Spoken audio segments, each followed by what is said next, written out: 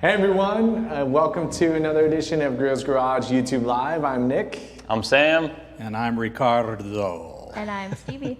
Richard. We apologize that we're not dressed like the Griswold family. I guess that's the expectation now when we put out a poster of a specific movie. We'll have to do that one of these times.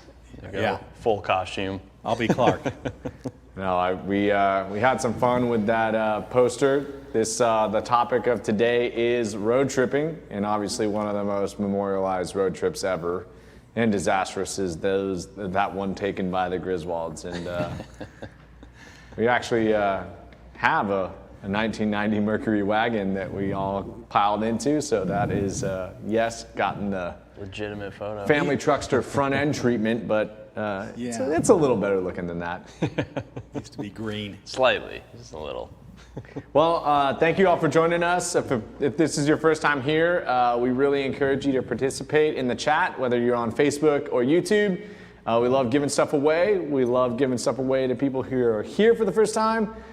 Be sure to like this video and subscribe to our YouTube channel. We do these all the time. And again, this is a topic that is near and dear to our collective hearts. And I know that this is the time of year, especially post-COVID. You can't even get into a national park right now. Yeah. Most of them have gone to like lottery permit systems, I know, or at least Glacier has. Not true. Yeah. If you can talk your way past the booth, you're in there. Okay. Yeah, even with it's the trailer. it's gotta be a smooth talker. Yeah. You've got a few years of sales experience over Sam and I. Maybe $100 bill or two. Slide them through. Yeah. Normally it's just, you flip them a microfiber towel. There you go. Well, Richard is, I think, the default king of road trips as I know him. He does them quite frequently. If you've ever been on a car purchasing road trip, he is an industrious road tripper at times and also a very leisurely road tripper at times. So you've got tons to share, including the best way to equip your vehicle, what you always bring, and we're going to hear some of your stories as well. But First and foremost, again, welcome. We're excited to have you guys here. We love seeing you every time. Yes, Tom Kirby, he does go by Ricardo. That is his office alter ego, and he deserves it. We do have a Road Trips Essential giveaway kit that is a couple products that we're going to be talking about, so be sure to submit your questions. We will get to them at some point in time, but really, first up, we're in the heat of summer. This is car show season. Yeah, we've got a long list of events coming. So we are going to summarize where we're going to be in the country this month because we are everywhere. Right now at the Tacoma flagship store, we're going to have Friday Night Cruising and SEMA Collector Car Appreciation Day. That's this Friday evening. So if you're in Tacoma, come join us. It goes from 5 to 9 p.m. and the sun's out. So it's going to be an awesome show. Yeah, fun event. Great time to come hang out. Next one on the tail of that is the Good Guys 23rd Summit Racing Nationals in Columbus, Ohio. That is July 9th through the 11th. So that is a huge show. Worked that one a few years ago. And one of the bigger Good Guys shows. Yeah, it's the biggest. Huge. I think it's 8,000 plus cars. Yeah. Absolutely wild. You know what's crazy is that we were at that show in 2015. And there was a Conor McGregor fight on Saturday. There's another one this Saturday when the show's going on. So hopefully any fight fans will be watching that this weekend. Funny. And then Porsche Parade. If you're a part of the Porsche Club of America, you're probably already on your way, so you're not watching us. But that is in French Lick, Indiana. Jason, great show. The whole Matthews clan is going to be there. Another place we've had some fun. There's some roadkill stories to our last visit to there. And then we are doing a tour of our Indianapolis facility as part of that whole event. So really special access if you're part of the PCA. Don't miss that Nobody ever gets again. to see Indy. We're going to show you like how to make car care products back there. Yeah, if you want a job too, we'll hire you. Yes. We are hiring right now. We are hiring. Aggressively, like a lot of others are in this country. But it's not as fun. I mean, you get to be around us three if you come work with us. And the pay is really horrible, but you're going to have a lot of fun. Don't expect much. But yeah, Porsche Parade is a cool event because the majority of the cars that go to that one road trip in. Yeah. You got a lot of attendees there going cross country, and they have a pretty awesome Concours at that event too. So we'll talk a little bit about what it takes, to prep your car and what products to bring with you if you're road tripping to a car show. Talk about that later. But the next one, we got another Good Guys event coming up. Good Guys Pacific Northwest Nationals kickoff party, July 22nd, here at the Tacoma flagship store from 2 to 7. That's a pretty fun party, and that's right on the front end of Good Guys Weekend here in Puyallup as well. So. And we are the title sponsors. It is the Griot's Garage Pacific Northwest Nationals. So Good Guys are good to us, and we're good back to them, and it's our home turf, right? So. And they're all good guys. Yeah, absolutely. And that's a fun kickoff party if you're in the area and can come on down. It's a great time. I was at that one a couple years ago. And then later in the month, one of the coolest events I have ever participated in, the Pittsburgh Vintage Grand Prix. I never liked the idea of Pittsburgh just because of the Super Bowl loss when I was a wee lad. Still scarred by that. But it is one of the most magnificent cities I've ever been to in America, that is.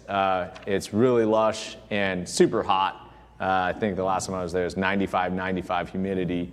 And they race cars that are under 2 liters through a public park. It's absolutely wacky. And we will be there as well with the BMW and the German Corral. Yeah, then I'm really looking forward to this one, trying to convince my wife to go because it's our anniversary weekend. But Formula Drift in Monroe, Washington at Evergreen Speedway, July 30th through the 31st. So. Yeah, and shout out to our brand ambassador, Adam LZ. He's going to come and see us, so look for that. If you're in the Tacoma area, we're going to be doing an event with him here at the flagship retail store, but he will be racing in that event as well, so pretty cool. Got our logo on that awesome new livery of his, so keep an eye out for that out there. That should be a rowdy weekend for sure. I'm hoping to make it to my first Formula Drift event. Yeah. See if the wife lets me. And then the last event that's taking place is Hot August Nights, right? It happens in August, and obviously we're in July, but we're doing these events once per month now because we're so busy making new stuff for you guys. So if you're down in the Reno Sparks area or Tahoe, holy baloney, that is another one. This is the heart of car show season, and all of these are just absolute winners. So you guys should make an effort to go to some of these shows if you're close to any of them. Yeah, that's that first weekend in August, and that one's a big party because it runs into the night. It's like probably the only car show I know of. Plus we give away free samples, free shipping, free, I don't know, just ask me. I'll give you something for free. Yeah, got all kinds of good stuff. It is a party. It's Jason a legitimate and party. Stevie will be at that show too as well, I think. So. Go out and meet Stevie, ask all our car code questions. Keep your distance Stevie. though. You know, we I'm are still not giving away free things. I was going to say, okay, yeah. She's pretty stingy. Don't pester her too really much stingy. for free stuff. But Gotta go to Jason for If you that. haven't been to a car show in the post-COVID era, if we can call it that, they are hopping. Our caffeine and gasolines have been absolutely exploding. So I would suggest going to a car show, getting back, seeing that people actually still like each other. It's a great feeling. Yeah, I mean, enthusiasts are definitely hungry to get back out there, which is great to see everybody enjoying themselves out at car shows again. Yeah. Good times. So once again, if this is your first time here, don't be shy. Ask us any questions you want, whether they're road trip related. We love dad jokes. We love anything related to detailing or maybe some car specific questions, whether it be what we think of electric vehicles or Elon Musk or whatever. We'll go there. We will. And we will most likely reward we'll go you. there. Yeah. And most likely I'm going to put my foot in my mouth. So, just bear with me. Just please delete this recording after you. Oh, this is going to live on the internet forever, Dad. So. Yep. And it looks like Matthew is loving your take McLaren this one F1 down. shirts. That's I had to cool. rock papaya. I have been very impressed with they're coming back. the McLaren Got a Formula great One this team. year, back. yeah. Lando is Call out to- kicking butt, and it Yeah. looks like Ricardo's getting more comfortable in the car. And obviously, you're very strongly connected with McLaren F1, and Yeah, one and of your Zach. buddies gets to. Call out to Zach Brown. Good luck in the British Grand Prix. Yeah. It's coming up. Okay. All right. Big race. Okay, so we wanted to kick it off with a couple of our favorite road trip stories because everybody has a road trip story, and we'd love to see the best road trip story that gets posted in as many characters as you're limited is definitely getting the road trip kit. So Yes. keep it keep it brief, but if you can summarize the most ridiculous thing that's happened to you. And Matt, our video guy, told us one of the craziest things I've ever heard happen, and we're probably going to have to get you on mic to explain exactly what happened to you. But at the same time, we're gonna just tell our favorite road trip stories, because we figured that like everybody has a formative moment around road tripping. And for sure. I'm going to kick it off and just say that, again, my dad, I believe, is the road trip king. I'm hoping to eventually wear that crown in my kids' eyes. But at the same time, we had one of the most epic road trips I could ever imagine in this car behind us, the 72 Suburban, which is clearly a family heirloom, and you put a lot of work into getting it to where it is now and continue to refine it. I think we're just under 14,000 miles after your restoration. But we went across the country. We started here in Tacoma, me, my dad, all three of my siblings, and we had a tent on top, all sorts of gear, great functioning air conditioning, which was important in the middle of July. But I had just gotten a pretty ridiculous knee surgery, patellar tendon autograft, and I got to ride in front for the majority of the time just due to knee flexibility needs. Not due to any sibling hierarchy, right? But we went to Glacier National Park, Waterton National Park, which is the Canadian side of Glacier, stayed in Crazy Lodge, and we kind of did a balance of, we'll camp one night, we'll stay in a lodge, then next night. Just saw absolutely gorgeous parts of the country. I remember at one point we had kind of gotten lost on a dirt road and came around a corner, and in this kind of little eddy was this enormous female moose just eating weeds, right? And we all stopped and we're like, oh my goodness, like there is a moose 5 feet from this car, and it can probably destroy it, but at the same time, it looks pretty calm. So from there we went to the Yellowstone, Tetons, and then literally beelined it right back to Washington. Just an amazing round trip. And the other cool thing is that, you know, we're kind of in Harley country out in the Midwest, right? Yeah. And every single gas station we talked at, there's a pack of Harley guys, and they all love their Harleys the most. But this big orange beacon is like the talking point, and it's kind of one of those things you have to kind of shuffle the guy along, kick his ass, say, hey, I got my kids in the car, they're hungry and pissed off, we gotta go.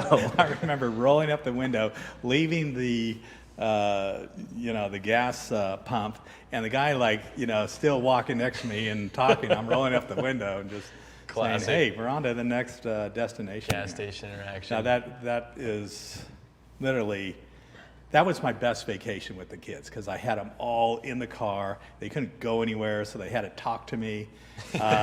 We were playing Vacation on, all the all the monitors in the back. And then the best thing was this, it came stock with dual air. And I looked over my shoulder, and my daughter's in the way back with a blanket over her, and I thought, yes, we're freezing her out. So in like 100-degree weather, crossing Wyoming or South Dakota, or wherever we were. So it was pretty astounding.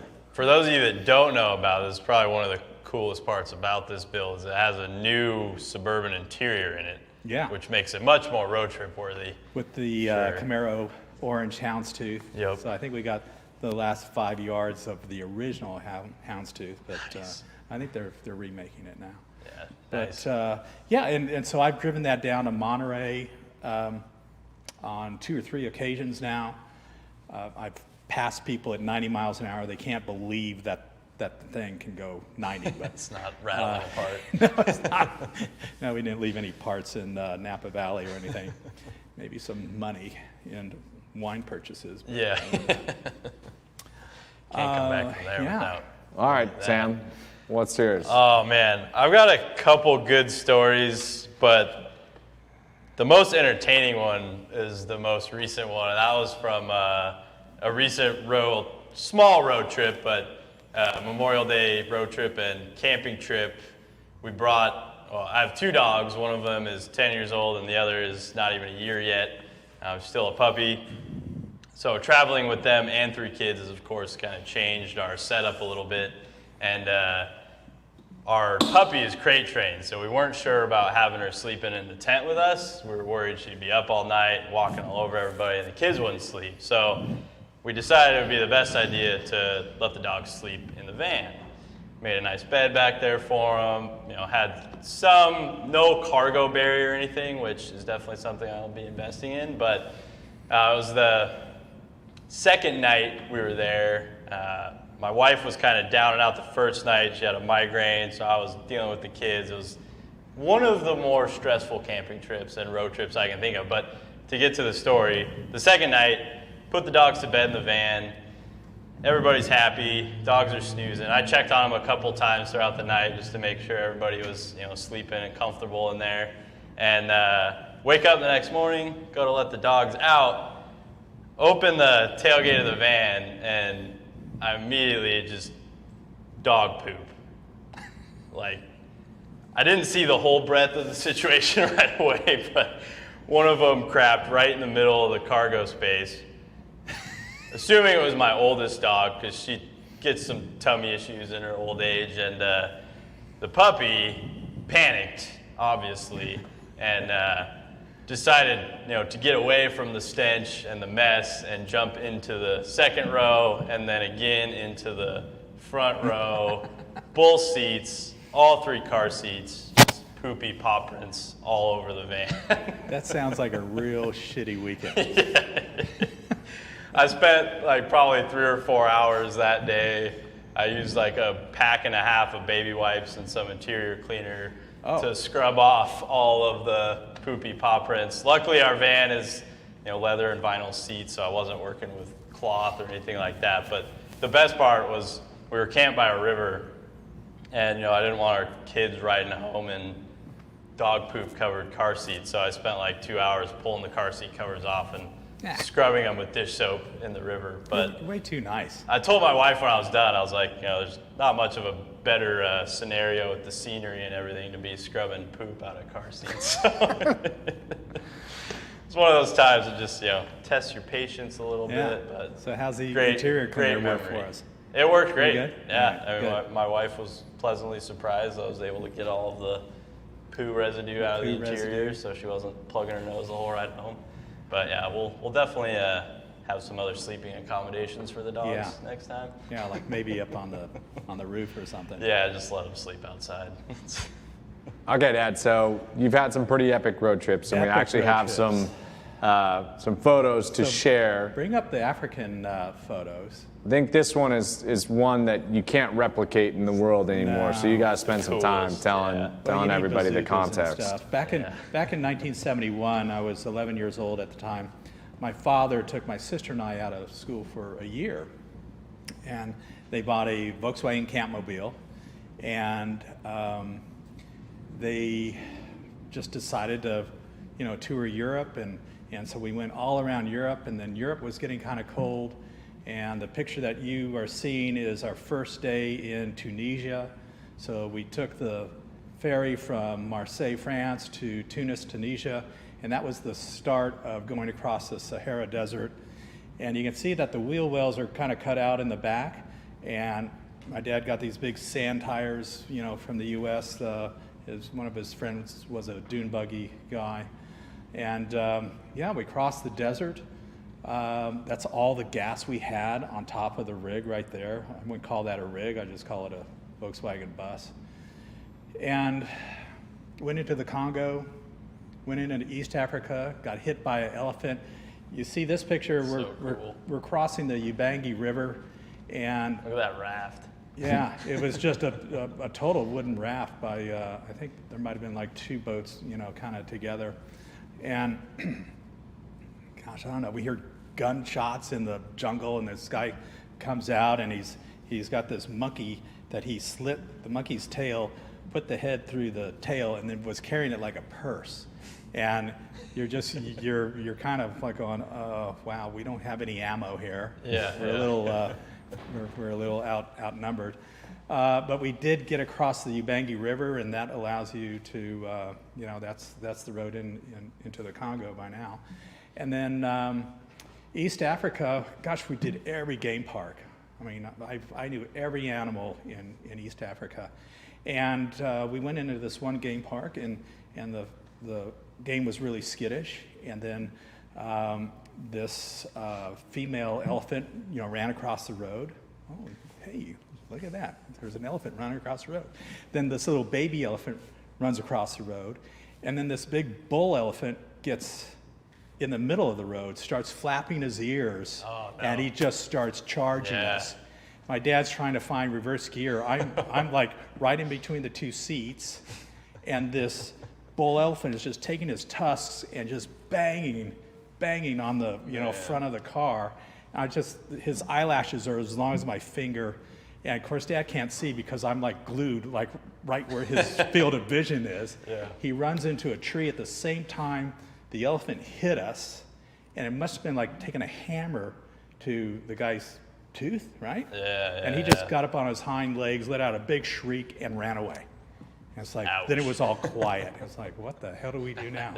So I think there's a photo in there somewhere of us in a campground, and the rear end looks like a tree. I mean, the indentation of a tree.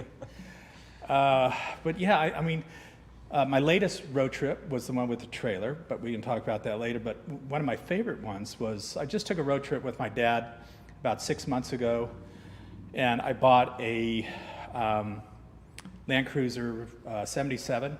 Yeah, a lot of these guys have seen it. And one or two of the lives. There it is on the screen. That's my dad. We're in, where were we? Jackson Hole right there. And I was so close to my dad, I mean, for a week and sitting a foot away from him, and I was hearing stories that I've never even heard before. And to have him well up, and, it's just, I've never seen my dad just like mid-sentence, just his eyes start tearing up. I was just asking him questions on his life, and what would he do differently? What should we be doing? How hard should I be hitting my kids? That sort of thing. It's a good question.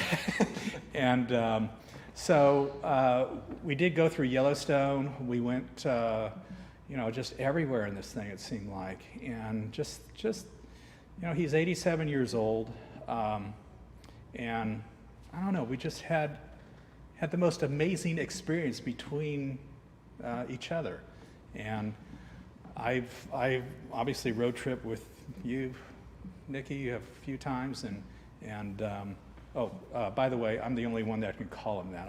I blurted that out, but I named him after the Formula One driver Niki Lauda, and it just stuck. So, and my dogs are named after race cars. Anyway, but I digress. See, this is why you shouldn't have me on these shows. We're watching the clock over there, so you're well, I was gonna say, on that's borrowed time here. It's like one of the best parts. We got to teach these people right? something. Yeah.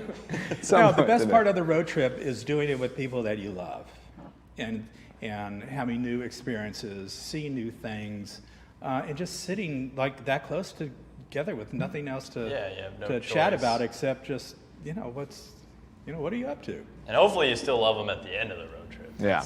That's the real test. Look, my advice is to get 2 rooms, one for your dad, one for you, so there's no snoring going on, that sort of thing. Good advice. Yeah. Well, we're starting to see some trips come in. So do you want to tell us about the most recent road trip, or you want to tell us about what you take on a road trip? Do you want to? I think I would definitely not take this on a road trip. This is a piece of. Can I say shit on you're the boss, but. Okay. So we used to sell a forged, star lug wrench, and I actually had a blowout on my trailer. So I went down, I bought a new Land Cruiser. I'll admit to that. I didn't even take any tools because it's a Toyota, right? And it's brand new. So I didn't take any tools. But the guy that gave me the trailer, it was a used trailer that I put on the back of the Land Cruiser. Can you pull up that one shot where we're out in the middle of nowhere so they know what we're talking about? And then I had a blowout because I hit this piece of metal, and the trailer tire blew out. And these are like 33 KO2s. They're not, they're really stout, right? Tire. And so I'm by the side of the freeway changing this stupid tire on the trailer, and I have to get out the high lift jack and It's 95 degrees. I am sweating like crazy. The last thing I need is for this piece of poo to kind of split down the seam. And that's why I would, and so there I am going, okay, how am I going to get out of this one?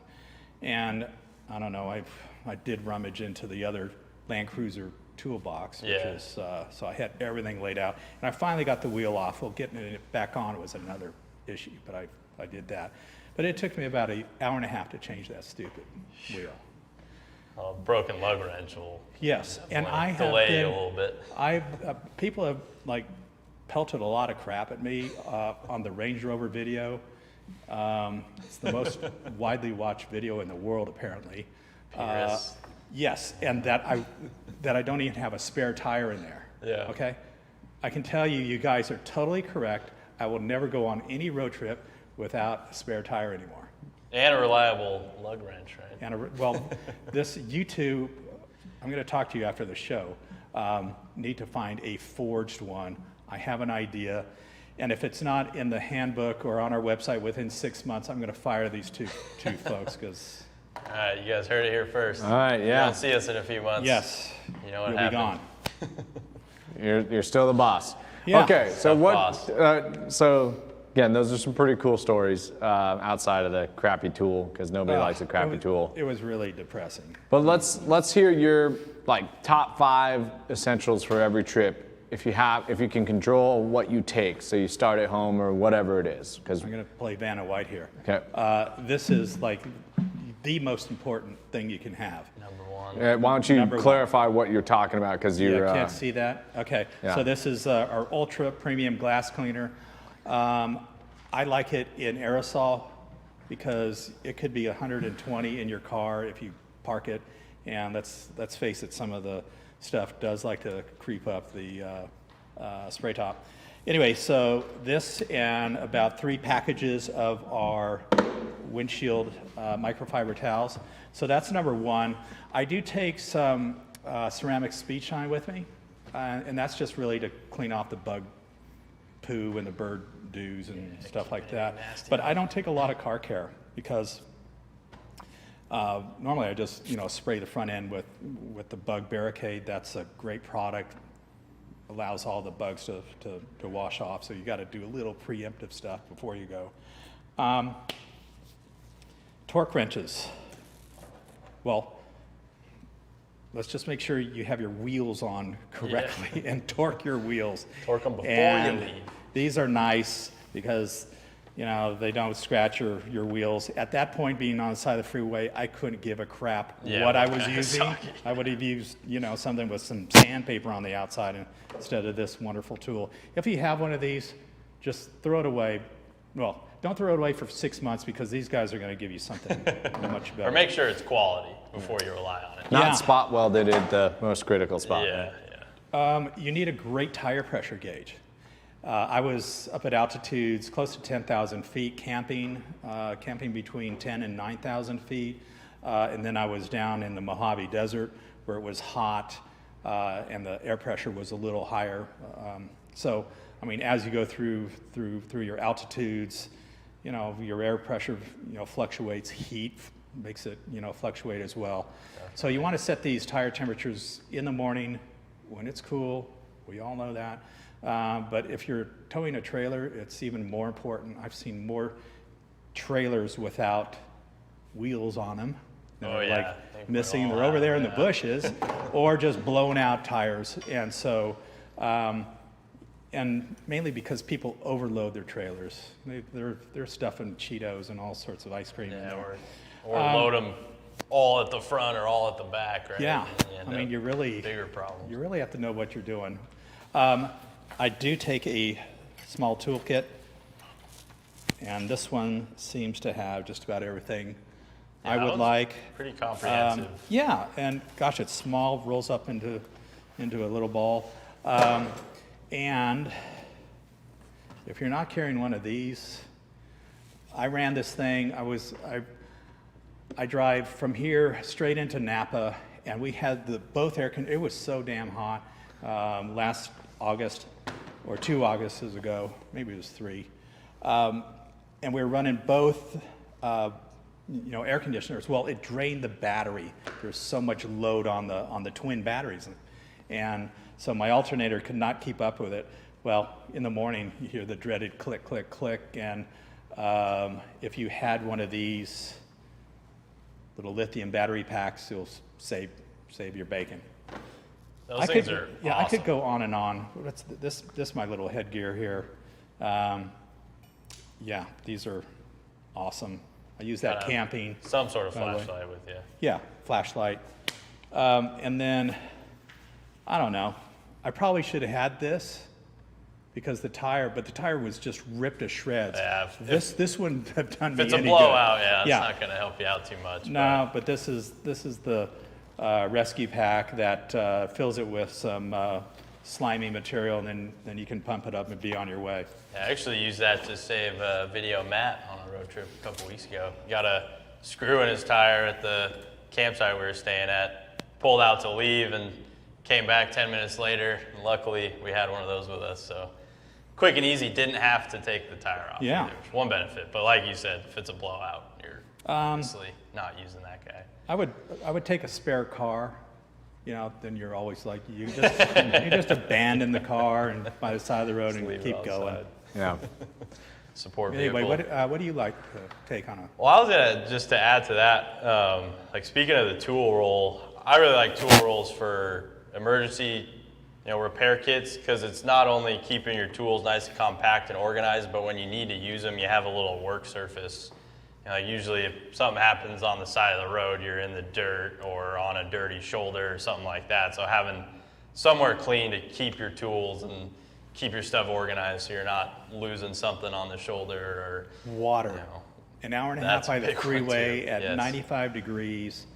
I sipped my last sip of water, and I think my heart rate was like 164 because I was lifting this 90-pound tire trying to get it on the on the stupid. Well, that's important if you're in hot or cold. You don't want to get stranded and run off the road in ice or something, not have any water with you either. So can't overlook that. I think the other thing too is you got to kind of just know your car, right? I mean, having tools is pretty critical just for routine things that happen. We've got a more comprehensive list we'll get to in the future, but this thing, right?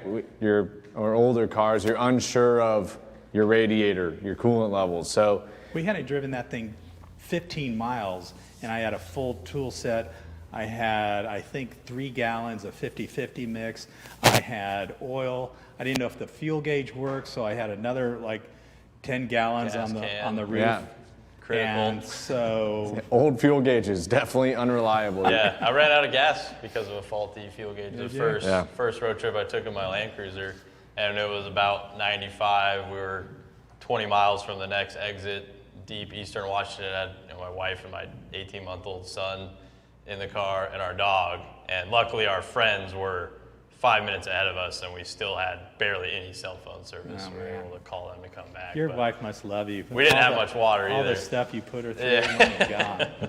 Not only All right, that, well, 3 kids. She's a trooper for sure. Let's keep the show going. I think it's been pretty fun so far. But and Richard, I appreciate your or Dad, whatever. I get so used to the corporate jibber jabber that I forget to call you Dad every once in a while. But are you shoving me to the side? Is this where I exit now? I'm going to give you the option. I mean, you can hang out. We've got to teach these people something, and we've been getting a ton of submissions as it relates to the road trips. So, Stevie, I want you to pick out your favorite story of the ones that are so far submitted, but keep submitting those because we are going to do some giveaways based upon the best road trip stories. And then also, if this is your first time, please let us know. Subscribe. Hit the like button. You can follow us on YouTube, Facebook, and Instagram at Griot's Garage. We love to have lively interactions with our customers. We are really responsive on Facebook and Instagram, whether it be customer service or just answering your detailing questions. So we love interacting with our customers. This is our chance when we do these YouTube live events to answer specific questions, for you to get to know us a little bit. Obviously, Richard, my dad, is the founder of our company, so I don't know how many other detailing company pages you're going to where you get the chance to interact directly with the owner and founder, but we do this from time to time. So we'd love for you to join us and subscribe to our channel. And yeah, we'll get back to it. We essentially broke up our road tripping concept into a couple phases, right? The preparatory steps, what you must do before you go. What are the best things to bring with you? And obviously we've covered some of that, and whether it be experience or just things we always think to bring with us, not just things we sell, right? There are some other things that you need to bring. And then what do you do after? What are the best ways to do it? So I think we should spend a little bit of time talking about prep, then we'll find the best story. And unless you've got one right now off the top of your head, what do you think is the best one so far? I don't have a best one. There's a few good ones. Okay. Any winners? Keep reading. I'm sure there are. I'll have to think on that, though. Okay, let's hear a couple. All right, well, Neil White said, my best road trip story involves missing my flight to Florida for my wedding, so I had to drive 15 hours and barely made the rehearsal dinner, drove down on fumes and Mountain Dew. Wow. Nice. That's awesome. I missed my rehearsal dinner. My wife still reminds me of that. It's Seattle traffic, but whatever. Brutal. Oh, I think I made the dinner. I didn't make the rehearsal, so I made the important part. Yeah, you didn't make hangover scenario. Yeah, I did have a good haircut. That's why I was late. So haircuts. That's a pretty good story, Neil. That's one you can't win or lose.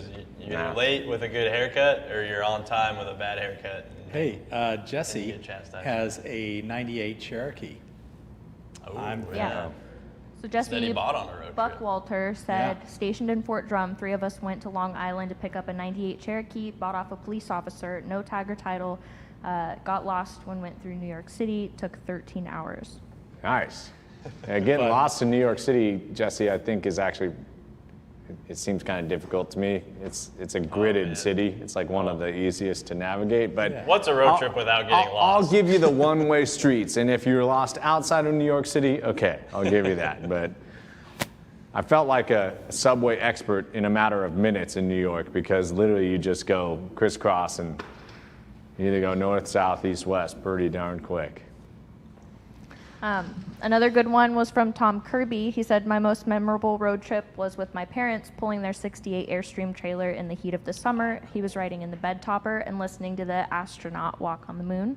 That's pretty sweet. That's awesome. Yeah. Okay, that's a pretty good one. That's a memory that you can't forget. I mean, that is like American history in a nutshell. Everybody knows where they were when we were, if you're my age, you actually saw people walk on the moon. Yeah, that is very cool. Yeah. Yeah, talk about just America there. Road trip and man on the moon. Yep. Road tripping on the great interstates. Very cool. And a 68 Airstream. Yeah.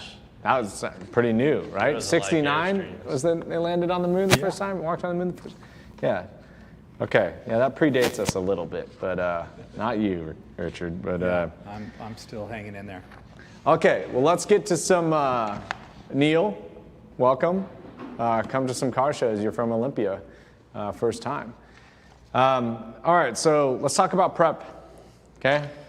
Man. I think we can cover like one big thing, which is, we'll get to some detailing stuff, but you cannot not check some of your most vital systems, right? 100%, yeah. General check of fluids, common fail points, brakes, suspension joints. Tire pressure, tire tread. Tire condition. I mean, just you got to take a look at everything. I mean, the other crazy thing too is if you can rotate your tires just back and forth in your driveway, make sure you don't have anything that has punctured it, because it could work itself either deeper into the tire and then eventually leak air. I mean, you just never know. So I don't think there's enough that you can't check, right? No, for sure. I mean, I've seen some pretty comprehensive maintenance checklists for road trips. Even if it's a new to you car too, never hurts to have a light inspection done, make sure there's no surprises.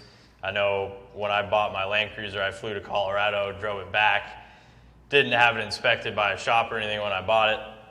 Had a lot of confidence from talking to the owner for the Toyota, course of a month or so. Yeah, exactly. I don't need no stinking tools. We didn't have any drama on the trip, but I get home and I'm looking the truck over and I find my driver's side rear brake caliper was hanging on with one bolt that had about 2 to 3 threads in the carrier, and yeah, I was like, holy cow, we could have died. Well, Richard and I, because you've created such a problem between us, we have officially driven 3 Land Cruisers home, sans inspections, checks, or anything. One of them, all of them, substantial mileage, sight unseen purchases. My grandfather's, it was 250,000 mile. We flew one way into Bend and drove home 5 hours, no problems. Yeah. We've driven home from Phoenix in one. We've driven home from LA in one. So Bourbon Trail. We've had some pretty crazy. Yeah. Sure. But it really does make sense to check everything. I mean, if your battery's not holding a charge, your radiator fluid, windshield washer fluid is another one where really important. If you drive through Vacaville, California in August, and all of a sudden the plague of flies starts hitting your windshield, you're going to consume more windshield washer fluid than you have in the past 3 years. Yeah. So those are easy things to do. And I think, if you're a dad or you're a mom and you're putting your kids in the car, do the checks, right? Yeah, just 100%. do them. You're gonna spend all your time, spend less time packing and more time checking. Well, and even like interior stuff, if you're traveling with kids especially, you don't want your AC to run out of charge, mid road trip with 3 kids in the back seat, or you'll be ripping your hair out in the next couple hours. Yeah, and if you're a drug trafficker, make sure you check all your tail lights and blinkers, because you do not want to get pulled over for a broken tail light, okay? These are simple things. Obviously, if you're towing a trailer, though, it's really important for your weight distribution. Yeah. And you can see, you can just see, trailers where they are definitely down in the back. That is the worst case scenario for that. Yep. And then the tires are underinflated. Boy. Know how to load your trailer too. Can cause a very dangerous situation. I mean, I've seen a few trailers yard sailed on the side of the highway because they obviously weren't loaded down correctly. Well, that's how I pick up my spare underwear on road trips. I see yard sales and I just start picking up underwear. You watch out for that. Yeah, I mean, you need fresh underwear on a road trip. We did not broach the topic of tow vehicles in our preparation for the show. We did. That's a big one. Definitely know what you're doing there, or please try to know what you're doing. Like literally the guys where the bumper hitch is literally an inch from the ground, and you're just thinking, oh my gosh, man. Just slide it back. There's actually YouTube videos where they slide the weight back and forth on the trailer. I've seen that. And it goes. Got a little model car trailer on a treadmill and it shows. Yeah, very cool. So go ahead and watch that. You'll never forget it. And then I won't be picking up your underwear by the side of the road. Yeah, and if you are towing a trailer, if you're doing the checks on the tow vehicle, make sure you also do checks on the critical systems on the trailer: wheel bearings, tires, suspension, trailer brakes. And your tabs. Don't forget those. You don't want to run out of state with expired tabs, because those are easy pickings for your commercial cops and highway patrol. We never have license plates on our cars going home. You know that, right? Well, yeah, temporary trip permits, right? I mean, but those are like fake. Yeah. Or you've got the title. Officer, I swear I just bought this car. Yeah. Vacaville? Vacaville or Vacaville? It's Vacaville. Cowville, right? Vacaville. I don't know. Vaca in Espanol is cow, so I don't know exactly how it is. But all right, so let's talk about cleaning, because it seems a little counterintuitive to clean before you go on a road trip, but it actually is something that can really help. In your maintenance, and 2 critical things, like, as you mentioned, glass cleaner, visibility, right? If you're going at night or just in general, they're really critical aspects to clean. I think we can start categorically with the exterior, right? Washing is actually a pretty critical step to just make sure that you know the condition of your vehicle beforehand, so that if you do pick anything up or you get tagged, whether it be with fresh tar on asphalt, new road, just wash the car beforehand so that you can do either something as simple as bug barricade or just ensure that the condition is in good shape. Yeah, and if you're one of our customers, Nobody likes driving around in a filthy car. You definitely don't want to go on a sustained, multiple day road trip in a vehicle that starts out filthy, because then it's just going to end 10 times filthy. Yeah, it also makes it easier to clean when you get back, right? That's the biggest thing about washing first, is that whatever condition your car is in before you start the trip, if it's a clean slate, you're going to have an easier time getting back. And if you're going to be on the road, for an extended period of time. You're jumping the gun, Dad. This is come on. Okay, well, see, this is why I should have stepped off the set right now. You let us, we'll keep you organized here, but we're talking about pre-road trips. So if you have any tips for pre-road trip?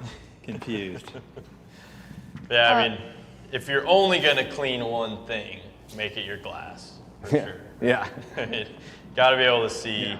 Starting out with proper visibility is crucial. So you've got all the glass stuff. Talk about what your process would be if you were going to go on a prolonged road trip. Yeah, so say, my wife and I recently bought a minivan. We actually bought it from Richard. And it was father's. Let's get that straight. All right. Give you a break there. But anyways, resisted that for a long time. The time was right. It was critical. The greatest vehicle ever made. Well, and you become a dad of 3, and function starts to become a lot more important than form, at least for the time being. But anyways, there's got to be a minivan wave, right, to all the other dads. I mean, yeah, I think it's like this. Create that. We're beyond the point. I mean, minivans are not quite the same, right? Yeah. I mean, yes, it's slightly emasculating, but I think the practicality makes up for it. I've been driving a minivan around up in Orcas Island at my grandparents' house. And they should put the wood back on wood the side paneling of might make it come back. You could say emasculating, or you could say it makes you more manly. Okay, all right. It shows proof of your manhood. Yeah. Minivan man. Six one way, half dozen the other. Anyways, what I was saying is that before we took down any camping trips or long drives, the first thing I did was polish the windshield, throw on some glass sealant. Super easy process, whether you have an orbital or need to do it by hand.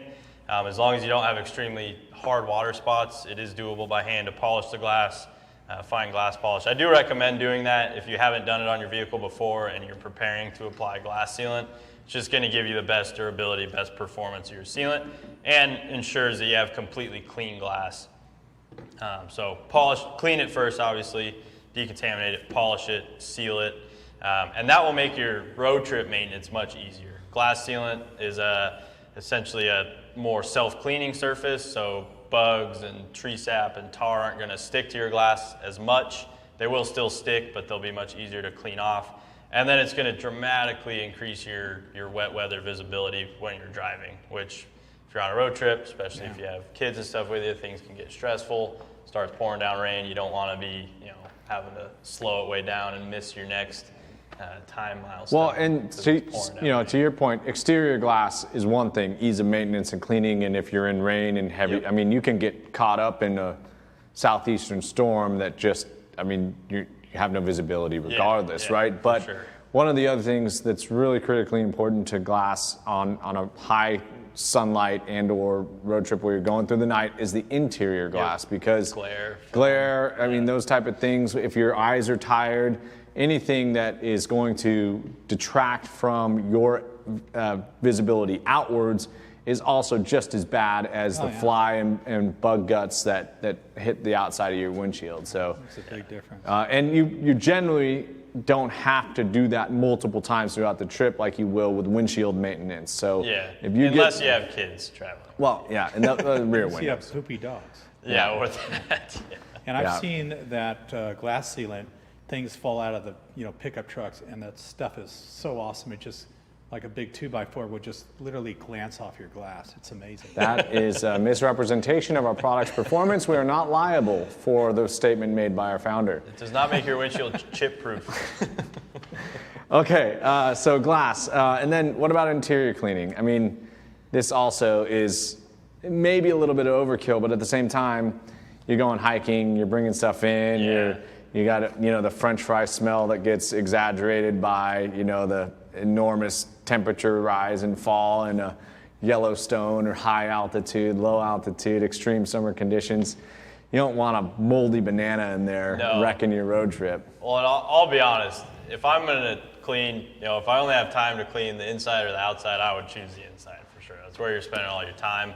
And I'm the crazy dad that will clean the inside like periodically throughout the trip, just because I can't stand stinky fast food wrappers and snot racks, who knows what, floating all around the interior as you're trying to unpack and repack as you go from destination to destination. Yeah. Well, we actually have a question from Joe Kyler. Having recently done a 2,500-mile road trip to Colorado and back, my interior was messy. What are the best products to use to keep the interior clean and the seats protected against future spills? Now, it's kind of a two-part question, because cleaning during is one product. Protecting the fabric and or materials are a multitude of products, right? So depending on the material of, if it's primarily your seats, if it's a cloth seat, you can use something like fabric protectant applied to those seats that will act as a barrier to any organic stains. But really, I think if you look at our product lines as a whole, our interior segment is absolutely bulletproof in terms of its cleaning capability, odor neutralization, stain removal. So if you're gonna, ignore your exterior or just bring, if you're gonna bring one interior product to clean your interior, in my mind, it's interior cleaner. Yeah. It's generally all purpose. It's not ideal on glass, but it'll be able to attack organic stains, especially fresh ones, with incredible ease. Yeah, I mean, for a situation like the one that I told you guys about, it's going to have a little stronger cleaning capability too. You might want to odor neutralizing carbon upholstery cleaner for that probably. one if you've got. One thing I did forget to mention is just like a packet of wipes. Yes. 100%. I mean, I was by the side of the road. My hands were so dirty, and just I was sweating and. Or gloves, right? I mean, that's the other thing. And you gloves. could have a handy pair of durable gloves. So what I found out is like gloves that were sticking to this thing as I was rotating it. I found it better to take the gloves off and actually use my hands. Especially in 95-degree heat. Yeah. Anyway, but I used those the whole entire trip. Yeah. It wasn't. I mean, I was blowing my nose in them.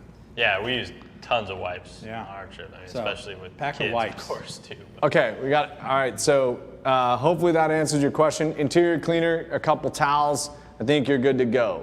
You can obviously vacuum at like remote places or gas stations or something like that if you get really nasty.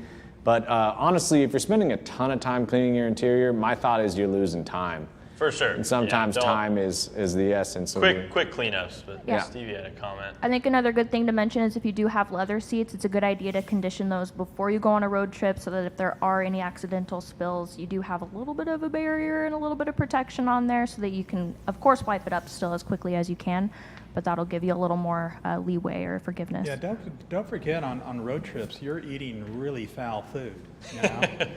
And that really taxes the seat bottoms, for one. The headliner smell that it gets locked in. Keep that stinky gone. Yeah, I mean, two. there's nothing better than a 5-pack of burritos at the gas station. Quick stop. Yeah. Taco Bell's the only restaurant in the town you're passing so through. I'm just throwing it out there. Well, when I was our commercial driver for Griot's Garage, there was Popeye's chicken at every truck stop, and that was the only place we could park our truck and trailer. And so I got pretty acquainted with the Louisiana fried chicken. Okay. Well, and oftentimes road trips, you're pushing long hours, you're getting hungry, you're not too picky about what you're rolling, as long as it's hot food. Your diet just goes off. Okay, so guys, we've been talking a while, all right, and we haven't covered diddly squat, all right. So let's keep moving a little bit, all right. It's an easy one to. I mean, I can go step on. out. No, You guys you're can- fine. You're doing great. We've got a couple people saying keep you around, so I guess we'll have to do that. Yes. Give the people what So- they for want. another So week. let's talk about a couple of our preventative exterior things. So we've already talked about glass sealant. The car is clean. What are some things we can put on the paint? In particular, we have a couple products that are excellent for that. One, if your paint is waxed, if you prefer carnauba wax, great. The more protection you have on the surface is a crucial element to making cleanup afterwards, preventing nasty bonding of bugs, making that intermittent cleanup with a detailer like Ceramic Speed Shine easier. But there's another product, in particular, Bug Barricade, Yes. that we sell in particular for this use. It's actually on back order right now because it's so popular during road trip season. Yeah. There's no other reason for that. No. But at the same time, Bug Barricade, the concept there is you clean your car, and it is it's a product that is essentially meant to leave a film on your leading edges. Yeah, it's like a non-stick spray for your front end. Yeah, consider it PAM for your automotive paint that's safe and designed for it. But the concept here is bugs hit it, they don't get a chance to bond to the paint, especially if you're in high heat. Those bugs do tend to bond really quickly. Just heat cycles tend to really exaggerate Etch the paint and permanently damage it pretty severely in a short amount of time. and just make it harder to clean up, right? Yep. So we're talking about if you've got a single directional road trip, right? You're heading to grandma's house, you know you can wash your car at the end of that's a great solution. If you're going back and forth, still a great solution. I think 2 weeks is about the effectiveness that I've found in Yeah, that. for sure. And the best part about that is when you get to your destination, like you mentioned, you just rinse it off. If bugs have stuck to it, they fall right off with the water and you're ready to go. There's really no work involved in cleaning that up afterwards. That's the bucket that he won't let me talk about. Okay, yeah, and we're gonna move on to our next topic of discussion, which is what tools and processes you can use during your road trip, right? So I'll kick it, or Sam, you're gonna kick it off. What are we doing first if we're During, well, I'm gonna start with just one quick recommendation, bringing a small pack of car care products. The main ones that I really like, you mentioned ceramic speed shine or regular speed shine, something to clean up a quick mess on the outside. You get bug guts or bird droppings, or your kid has something nasty on their hands and they grab the door handle, whatever it may be. Having something to quickly wipe that stuff up is great. And then a couple things for the interior, either interior cleaner, interior detailer, and a window cleaner. I'd say those are the three big essentials. And towels. You don't want to get stuck buying towels at a gas station or an auto parts store where you're just getting stuff that's going to hack the heck out of your paint, and you might as well leave the car dirty. I try to keep 2 PFMs in every door because they're not only good for wiping stuff off, but also for cleaning yourself up or your kids up. Or projectile vomit. They can pretty much take a 3-year-old's entire stomach volume. Somebody gets car sick, here's a PFM. Yeah. Soak it up. We're not stopping. And then you get into mid-trip washing or remote washing, which you're not always going to do. If you're on a family road trip and you're doing a national park trip, you're probably not going to be worried about cleaning the car mid-trip. But say you're road tripping to a car show, or you're taking a car to deliver it for sale. I know that's becoming more and more common. The collapsible bucket is an amazing tool to bring. Is this what you've been wanting to talk about? Yes. Okay. To bring with you, and it's multi-purpose. Well, let's show the dimension as it lays, right? So look, that's no space at all. Nice and compact. You can fit that in a Geo Metro. Yeah, okay, so you don't have any excuse there. It'll fit under most seats as well. So you tuck it under a car seat. What is this, 2.5 gallons? 2.5 gallon gallons. capacity. Super durable.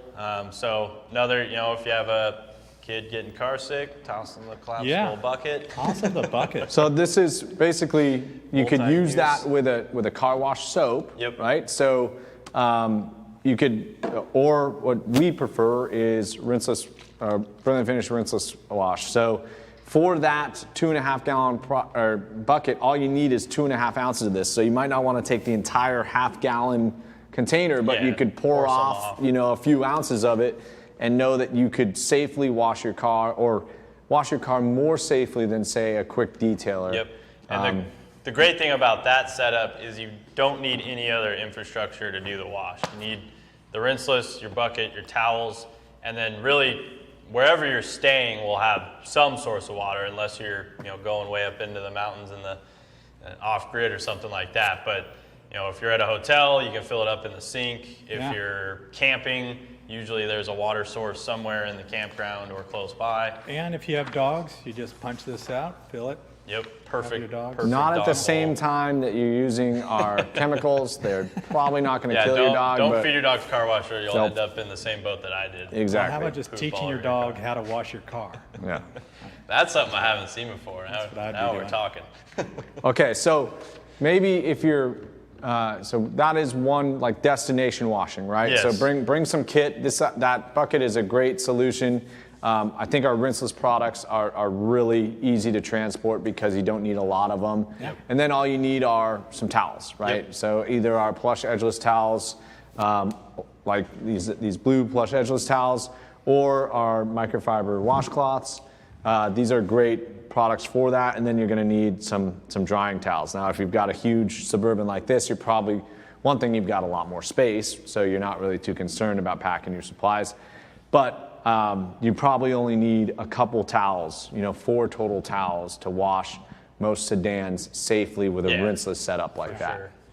Easy to do, quick too. You're not gonna have to spend hours, getting the car clean doing that. So it's a nice way to get back to enjoying the vacation or road trip. So let's I'd talk. say- Oh, sorry. Sorry, I'd say too, even if you think you won't need a rinseless wash or a detailing product, I would definitely bring it because things happen that you're not always prepared for. Yes. Sometimes the craziest things, including the story from Matt. Oh, we're going to hear Matt's story. Oh yeah. Yeah. Okay. So this yeah, this yeah, we segues into okay. skipped over this Well, let's give a little more context, right? Because so what can you bring to wash if you've got no equipment, right? So we've kind of covered that. Now, what do you bring on a road trip, knowing that you might find yourself in a position where you could do one of the self-washing in a tunnel, right? There's some things you can bring, and that's where Matt's story comes into play. And then after that, we'll talk about going to something like the Porsche Parade, and where you've got a little bit of equipment, but you also want to bring your own stuff. So, And has anyone ever seen Matt? Because we actually keep Matt in a bell tower now, and we bring him down once a week for All right, Matt, take it away. we do have a LTD Country Squire story, so we're going to have to jump right back into that. But this is one of the most ridiculous road trip stories I've ever heard. So Yeah, same here for sure. right, I didn't even know this happened. take it away. So there's a couple of harrowing moments. Culminates with something biblical. But when I was 18, I quit my job at Hollywood Video to go to my family's cabin in northern Wisconsin. Decided to see America while on the way, but I was partially just using it so I could go to the Northwoods rally in Bemidji, Minnesota. Stopped at in Wyoming at Yellowstone, got a buffalo rub from Buffalo. We're stopped in traffic. Epic rainstorm. Car got absolutely filthy, but I never made it to the rally because 100 miles outside of Bemidji in St. Cloud, Minnesota, both tires blew out. And they didn't have 17-inch tires at that time, so I waited 2 days there to wait for the tires, and I never made the race, but I made it to Wisconsin, made it to the family cabin, and on my way home, about an hour and a half out, about 20 miles of a rainstorm, an epic rainstorm, and apparently it was also a plague of frogs. I mean, literally millions of frogs for 20 miles, jumping across the road, and I plowed through probably 100,000 frogs, and thankfully the storm let up, and I found myself in Lady Smith, I believe it was Lady Smith in Wisconsin, and in the middle of the night I found a self-serve car wash, and I took the pressure washer from that, just the high pressure rinse, and I must have rinsed off probably, 200, 300 frog bodies from there. And the very next summer I was doing some work on the car, pulled my tire off, and 3 dehydrated frog bodies came out from underneath, and it was pretty rough. So you can't prepare for everything is the moral of the story. No, yeah. A biblical plague of frogs that blocks the freeway, and you just plow through as if it's a No zombie choice. apocalypse, Yeah, right? no choice. So that tunnel wash, right? If you're rinsing frog bodies, obviously use the high pressure rinsing allowed to you, but Yeah. You don't want to rinseless wash off frog bodies for sure. That's a messy job. But they do provide soap, right? They can get Yep. soap dispensers. The one thing you always want to avoid at those places are the actual specific wash brushes, right? yep. Because you never know where those have been, who they've touched, what they've touched. So Yeah, they're usually sitting on the ground when you pull into the bay. yeah, so this is kind of the same thing. If you know you're going someplace where you've got to present your car, whether it be a sale, whether Porsche Parade and BMW Oktoberfest are like this, you're driving your car as like a rite of passage to brag to your fellow club members about how far you drove, how much your wife now hates you, and then you've got to wash to get prepared for the Concours event. And they'll have a wash grout in general, sponsored by Griot's Garage, where we still provide you high quality soap, buckets, but we also provide kind of some community tools like wash mitts and drying towels. Now, my preference is to use the chemicals and use the buckets, but have my own mitts and towels, because there are varying degrees of people that care, right, about cleanliness and washing their car. And so you don't know if they've thrown them on the ground or how many cars have been washed with that specific mitt before you get to it. So these are easy things, right? And I mean, you can just a couple washcloths and a dry towel, and that's all you need. But just make sure that you have your own personal tools for that. And same goes with the self-service wash bay. You can get the high pressure water. You can generally get a soap, probably a low quality soap, but you could get by with it. For sure. But so long as the things that touch your car are yours and they're clean, you're in pretty good shape. Yeah, I've done a few washes. We go to the beach usually a couple times every year, the coast here in Washington, and I always make it a point. I like driving on the beach, especially in the Land Cruiser. Kids love it, but it always gets covered in salt. So I'll go to a self-serve wash. I usually bring a collapsible bucket with me and a small bottle of soap, or run to the local auto parts store, and hopefully they carry our products if you're in a town with a local auto parts store.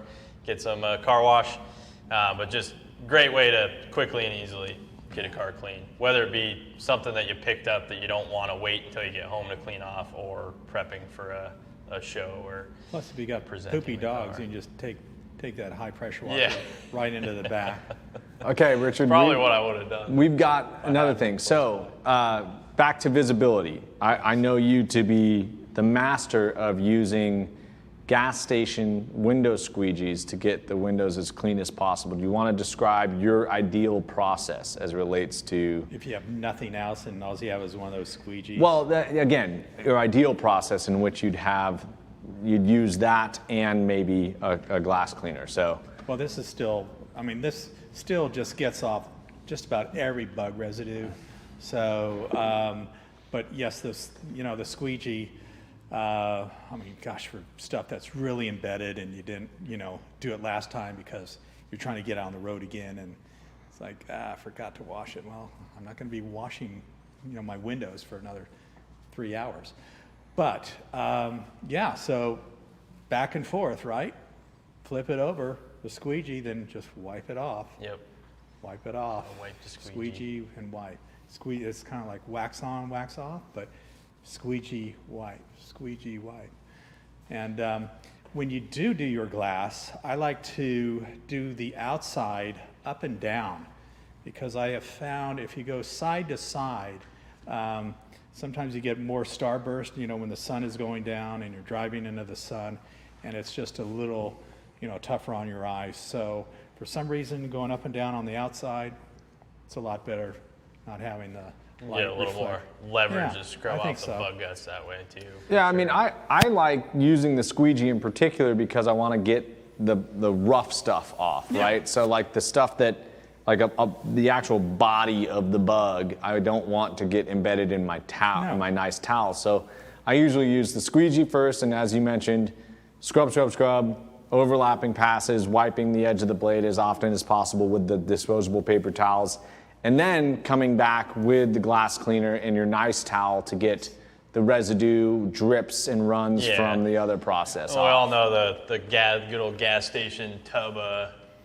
who knows cleaner and water. Yeah, it's usually not very clean. So. Yeah.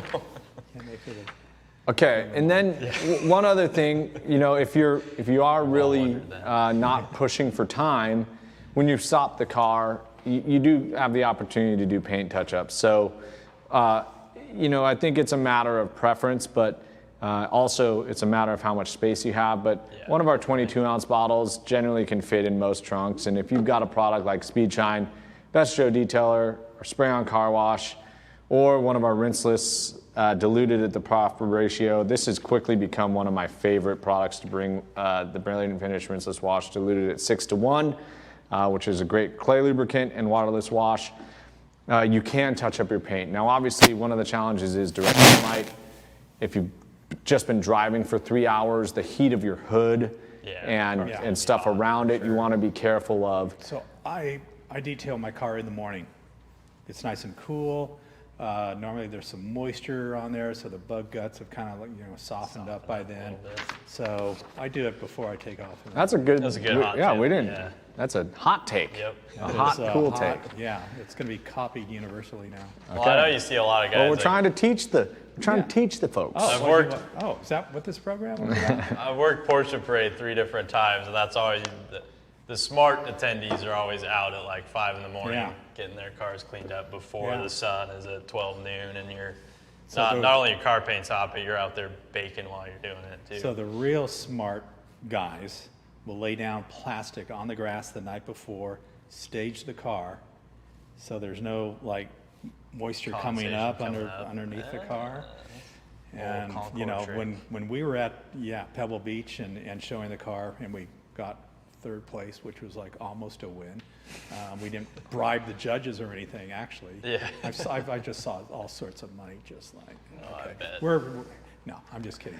But so I mean, people do crazy stuff. I mean, they wrap their tires in Saran wrap as well, so they don't have to clean the tire treads when they're driving over the grass and parking it. That's how crazy the whole Concours guys are another breed for it's sure. another level.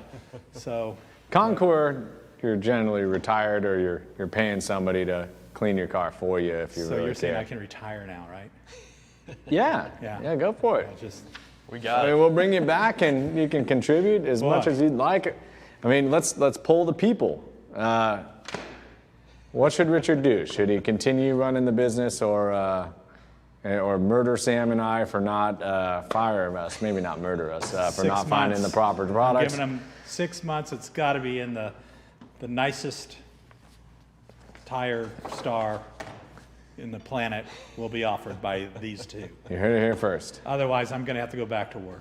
Time to get to work. Okay, so we've kind of covered the gamut of what you do during it, right? So window maintenance, some paint touch-ups. Richard clearly gave the best tip in terms of timing of your touch-ups, but what to bring if you are washing in different scenarios. What about after? Well, you sell the car when you get home because you want the next road trip to fly in and see if you can't make it back. Oh, by the way, I've been stranded twice on road trips on cars that were said to be one thing and I didn't quite make it home. And man, those are the road trips where you really want to walk back 1,000 miles on the road and just throttle the guy. Yeah. So it's not always, it doesn't always turn out the way you think it's going to, but that's half the romance. It's just like, it's trying to get home with a piece of crap car. Well, yeah, kind of the unknown of buying a car and driving it halfway across the country to get it home. It's like, gosh, is there even any oil on it? It's a fun experience. Anyway, so what was the question again? I want to read Grumpy Grandpa's story about the LTD. Stevie, can you... A lot of chatter about that one. Can you reread that? We had a couple people unsure what a Ford Country Squire LTD was, but it seems like Grumpy Grandpa had a pretty epic road trip in one of those wagons. And somebody was also saying that you could get a 390 V8. Well, yes, you could get a 390 V8, but it probably had, 144 horsepower? 150? Yeah, but the torque, man, you just peel off from the stoplight, and the kids that were sitting in the 3rd row seat just probably got their face just totally pressed against the glass. Okay, there it is. Grumpy Grandpa said he took a family trip in 1972. Sorry. So Grumpy Grandpa said he took a family trip in 1972 from Michigan to Yellowstone, all the national parks, Utah, and back. He said, I think it was a 3-week trip. My dad had planned it for years. He had bought a 1971 LTD Country Squire. So that is a 390 with probably, 71 was pre-gas crisis, so it probably still had some grunt, right? No, those were the days when your parents used to leave the rear window down so the exhaust could come back and just like totally knock the kids out so they wouldn't say anything Put the kids for the to next sleep. 6 hours. You'd be like, just inhaling carbon monoxide. I'm sorry. Hey. You're fine. Go ahead. All right. So he said that they had a wheel bearing go out on the first day, which put us 2 days behind on our trip, and we had to skip a couple stops along the way. Best trip ever.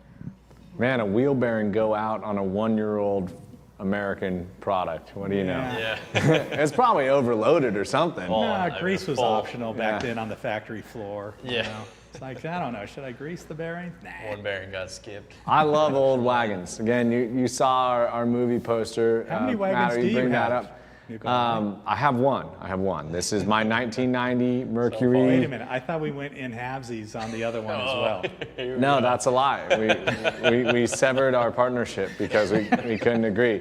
But so this is 1990 Mercury Grand Marquis Colony Park LS. Now that's a mouthful. It is a 50,000 mile car. It has the heavy duty towing package, limited slip, dual exhaust, rear air leveling.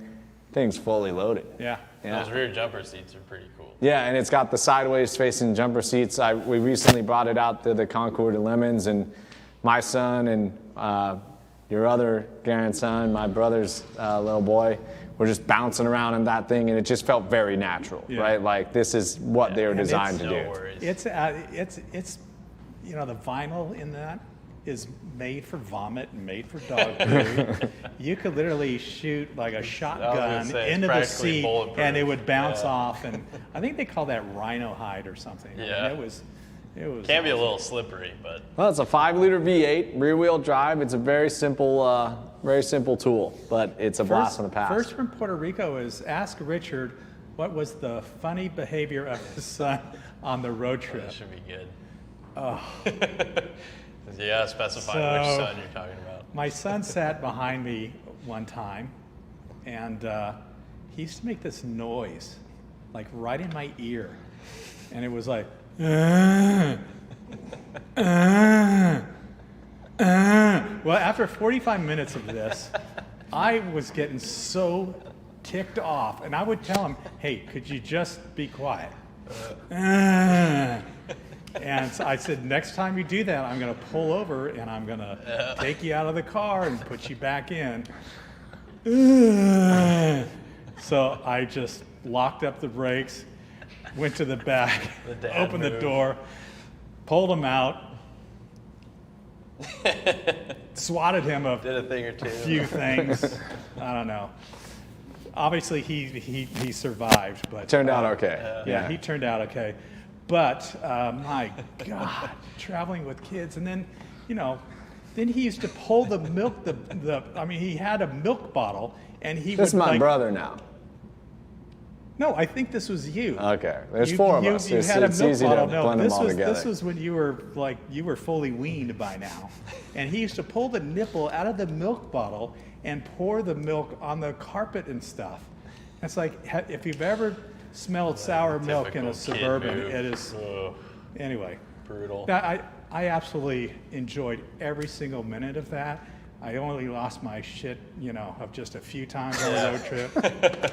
My mom always used to threaten my sister in those types of scenarios. She said my grandma, my mom's mom, every time they'd go on a road trip, she'd bring a yardstick and keep it in the front seat with her.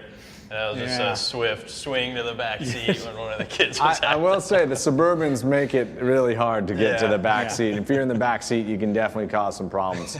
That's kids why get they to pull invented the over. iPad, I right? loved To every- just totally neuter I loved kids every at this road point. trip. But It's awesome. yeah, the nice thing about the station wagon, it is within arm's reach to just I stop like the the thunder behind you. yardstick, man. That's like king king. Yeah. Real Or quick, if they're all three problem lined in a solver row, it's there, just- yeah. All right. So, is there any Similar. other questions that we didn't get to from early on that we maybe should take a look at? We haven't given anything away. Yeah, we You're right. haven't. I think haven't. we should cover a few more stories real quick. Okay. Couple I do think stories. I have a winner. Okay. So a few of the stories we have from Speed and Shine TV. School trip caravan, riding in an old Ford crew cab with teacher and 7 guys. Woke up to some noise on the CB and realized we were all asleep, including the driver, and we were in the wrong lane. Whoa! And that is a tragedy that was avoided. So glad you're here. if you're telling today. that story, yeah, you might want to. That's crazy. Yeah, that's ridiculous. Well, God, you probably never let that teacher live that one down. Is that your winner? I think that's the winner. I think that's Mike. Mike, we met you in Indiana last September. We both got interviewed by him, Speed and Shine TV. And I don't think we're going to make it to Woodward Dream Cruise, Mike, if that is you, right? You can confirm in the comments, but. So Speed and Shine TV, definitely reach out to social@griotsgarage.com and we'll get you that prize. I also did like this story from Puerto Rico. He said he has 4 sons and they never ate in any of their vehicles, even in the minivan. 2 of them are diabetics and they would stop on the road shoulder for snacks outside of the car. Wow. That's hardcore. That's dedication. Yeah. And I thought I was rough as a dad. Yeah, I was going to say, I don't know if my wife would stay with me if I made the kids do that. I'm surprised your wife is still around you. I mean, from all Hopefully the she's not stories I watching. She's hear. going to start second guessing. I would leave him and see what Oh, happens. come on. Yeah. So Stiggs McQueen asks, is there any chance that car care school could be offered at Indy in the future? The answer is maybe. Yes. The biggest Yes, thing just that say yes. Well, car care school as it exists in Tacoma is different from what we're able to do Yes, in our we can Indianapolis fly in facility. The car care school in Tacoma, literally with any of our opening hours, you can call ahead or just drive in and we give you free instruction to help you through whatever situation you're in. If you go to one of our events in Indy, there's going to be a Caffeine and Gasoline coming up this fall, that we will have a team of people there that will be doing demos, doing instruction, and that's a great way to do that. Now, on top of that, we have looked into doing instructional sessions and tech sessions where they're RSVP only.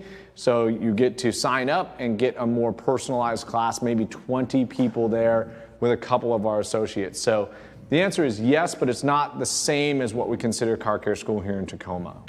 For sure. Yeah, like Nick said, sign up for our emails and you'll see those events where we do have tech sessions and training type events out there in Indy. In particular, when we go to a specific area, we kind of put out an email to a radius. So if you have given us your zip code and we're going to a certain place and you're within this radius, you will get an email from us. You won't get necessarily bombarded with all of our events, but ones that are local to you.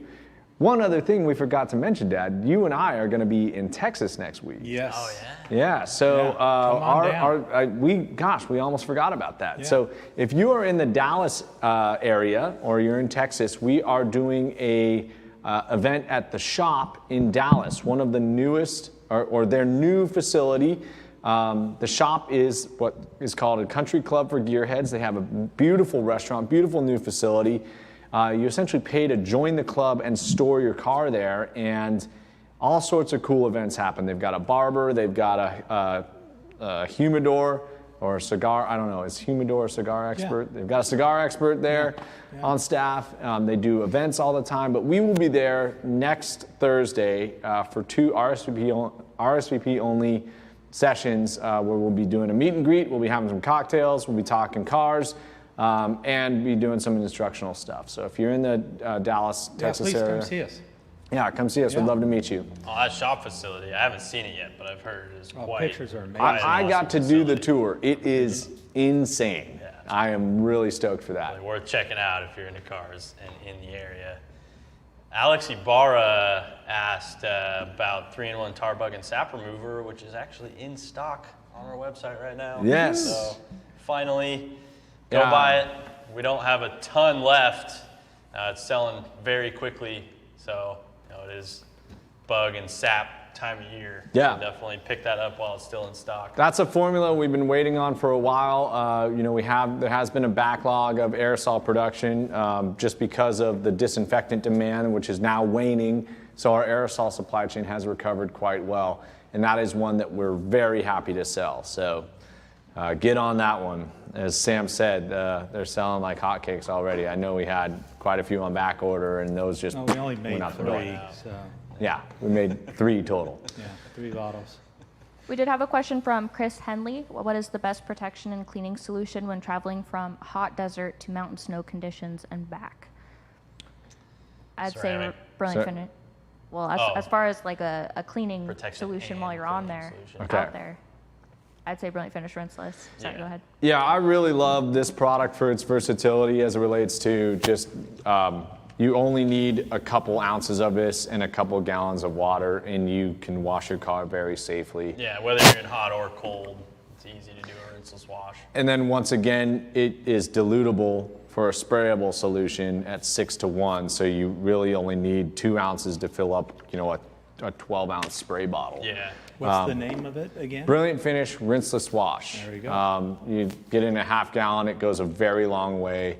You only use 1 ounce to 1 gallon of water, so an average car wash is about 3 ounces of use in a 64-ounce bottle. So That one bottle will last you probably for a year. Long time, yeah. Yeah. The only thing to keep in mind if you are doing rinseless and you're, in the desert or in the mountains where you've got snow and, sand and road salt and stuff like that down, make sure Nick's tip on the secondary bottle is a great one, so you can really douse your rockers and any areas that have sand or salt built up on them, so that you're not scratching as you rinseless wash the car. So one thing too that he's asking about, some pretty extreme conditions, right? Yeah, Desert yeah. heat and then mountain snow. When you talk about what protection should be on your car, you probably want to do something synthetic in that. So whether it be our liquid gloss polywax or one of the easiest products to use, our ceramic 3-in-1 wax or ceramic speed shine, those are going to be they're going to feature obviously SiO2 and synthetic polymers. They're going to be more resilient to temperature swings like that, whereas something like a natural carnauba, if you get it in hot enough conditions, you'll actually see some lift, and is not ideal for that drastic of temperature swings. So I would go with a synthetic product for that I scenario. just came from the desert, went to the mountains, didn't come back to the desert because it was a one-way trip. But what I took was the ceramic speed shine, and that was just enough, ceramic on there to have everything beat up and blow off the off the hood. The self-cleaning ability that it adds Yeah. is invaluable on a road trip, because And- it just keeps it cleaner longer. And that, I'm not sure if you saw when I got home, I had bugs everywhere. It was so dusty on that road, but I had a great time. And I took a brand new car and made it just look like trash within, a week or 2. No better way to get to know a I know. brand new car. Well, we are getting close to wrapping up here. We've got a hard out at 5:30, so hope you guys have learned something. Road tripping, it's kind of one of those things you got to just do and figure out. It's Well, so fun. That's what I was gonna say. Like, if anybody watching has never been on a road trip, plan one now. Get off of I don't want to YouTube and go on go one do of your it. road trips. I went on your road trips and had to, Matt's the road trips you look don't want to go on. Yeah, blow out tires. Well, there's always something, when I was on the side of the freeway last week, and with this crappy tool that you guys are going to reinvent, I just thought, gosh, I'm really stuck here. I tried to call AAA, and AAA was asking me questions. Of course, I didn't have the trailer package with AAA. I've been with them for 50 years. Yeah, come on. Not that long, but at least 40. And so I really was asking myself, am I going to be able to do this? Can I get myself out of this situation? And I did, and it was so gratifying to just kind of use that last wipe and get all cleaned up and just put it in drive, and away I go. Yeah. Now, I didn't have a spare on the trailer, but I made it home, 1,200 miles without a spare. But There's nothing more empowering than proving you can rely on Yeah. yourself, especially in a And situation that's half like the that. fun. Yeah, for I sure. think half the fun is being by the side of the freeway, cussing your brains out. Well, I think it was Matt and I that were talking about, those are the best memories, right? Like, in the Yeah. moment, you might be like, man, this sucks. But years later, those are the ones that you're telling your grandkids about and, talking about I know. nonstop and all that. So And it's, I love doing it with family members. And I take probably about, I don't know, 3 or 4 road trips a year, Yeah. right? I mean, this year alone, I've been on 2 with you. Yeah, 2 with me. And you took another one on your own. So, Yeah. And then but another one with my dad. That's 4 right off the I think the other thing, you know, we're so accustomed to plane travel, but when you go on a road trip, you realize the vastness of this country. It's a beautiful country too. And just how much agriculture, how much variety of terrain, how many people, and just the scale of it. I mean, I mean, it's just it's a wonderful thing to like reappreciate America if you've fallen out of touch with how great of a place we live. So I really appreciate that as well. I used to drive, you know, to Atlanta to go to college and back. Could have flown in 4 hours. I did it in 28 with a buddy, and we did a different route every time. And gosh, you saw a lot of crazy stuff, but you also just learn to appreciate the space and the amount of infrastructure we have. Yeah, so I highly recommend getting in a car and seeing this beautiful country. It is absolutely spectacular. Even Mojave Desert has something to offer. I mean, you would think, why would I want to drive through the desert? And yet, you know, life survives out there. You know, the views are, you know, just amazing. So, and I was doing that in 118-degree heat. This was like, you know, we had a heat wave down in Phoenix. In fact, I think it's still like 106 down there. So, but yeah, I love breaking down by the side of the road. I've rebuilt a carburetor on the side of the road when the float level wasn't right, and oh dear. Anyway. Well, again, hope you guys were either entertained or learned something from us today, but this is a topic that's near and dear to all of us, and really is summertime. Get out, take a road trip, spend some time with your family. You know, don't smack each other too hard, and slow down and see the country a little bit. But please give us a like, subscribe to the YouTube channel, and we'll be back with more very shortly. Thank you for watching. Have fun in your garage. Have fun in your garage. Thank you.